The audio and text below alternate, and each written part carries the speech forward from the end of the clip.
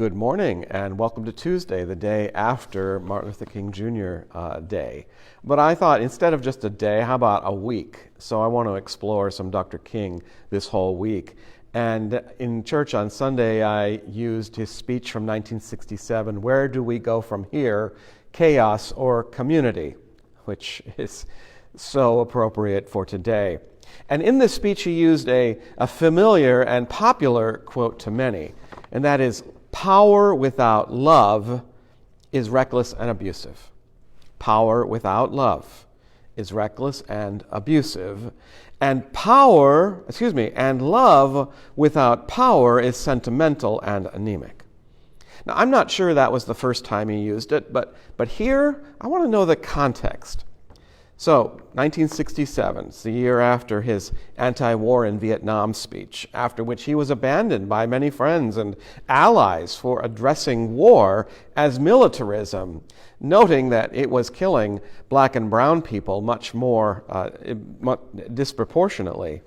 So he called militarism, poverty, and racism triple evils. But at the same time, he was pressed from people on the other side, young African Americans, tired of the tactic of nonviolence, seemingly getting them nowhere, instead calling for revolutionary black power. So that's the context that this speech was given to the Southern Christian Leadership Conference. He said, we must discover how to organize our strength into economic and political power. Otherwise, we create solutions that don't solve. So he prefaced his famous quote, the plantation and the ghetto were created by those who had power, both to confine those who had no power and to perpetuate their powerlessness. Of course, plantation, ghetto, and the modern prison system.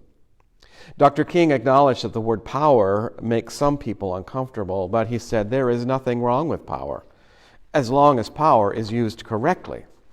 One of the great problems of history, he said, is that the concepts of love and power have usually been contrasted as opposites, polar opposites, so that love is identified with a resignation of power and power with a denial of love. He said, now we got to get this thing right.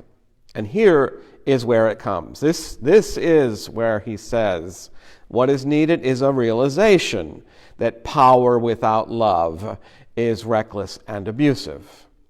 Again, power without love is reckless and abusive.